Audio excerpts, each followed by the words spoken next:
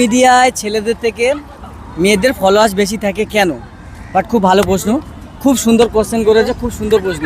Actually মেয়েরা যেভাবে, সব মেয়েদের নয়, এই যে কথাটা বলছি সব মেয়েদের ক্ষেত্রে কিন্তু আমি বলছি না, কিছু কিছু মেয়েদের যে নোংরামো, আমি চাই এই যে নোংরামোটা প্লিজ যারা সোশ্যাল মিডিয়ায় কাজ করো, আমরাও কাজ করছি, ঠিক আছে, আমরা কাজ করছি না, আমরাও কাজ করছি।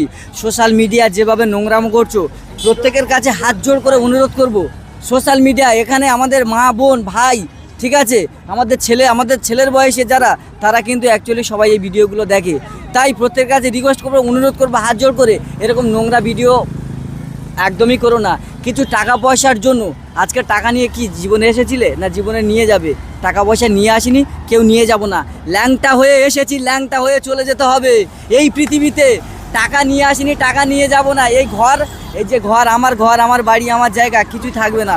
তাই ল্যাংটা হয়ে ওইভাবে ভিডিও না পোস্ট করে, নিজের অকাত থাকলে, নিজের ক্ষমতা থাকলে, নিজের প্রতিভা থাকলে তুলে দেখাও, ঠিক আছে? ওই শরীর দেখিয়ে, পেট দেখিয়ে, ভুঁড়ি দেখিয়ে এভাবে ভিউজ কামানোর দরকার নেই।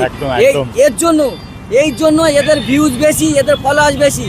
আর এখনকার কিছু কিছু ছেলে আছে, মেয়েদেরও দোষ দেবো, ছেলেদের নয়, এটা ভুল, ছেলেদেরও বলবো, কিছু কিছু ছেলে আছে মানে শরীর দেখিয়ে যারা কামাচ্ছে, তাদের বোঝা উচিত এটা নোংরামোর পথে নেমে গেছে, নোংরামো করছে, তাদের দেখে দেখে লাইক করছে, কমেন্ট করছে, তাদের ভিডিও বেশি বেশি শেয়ার করছে।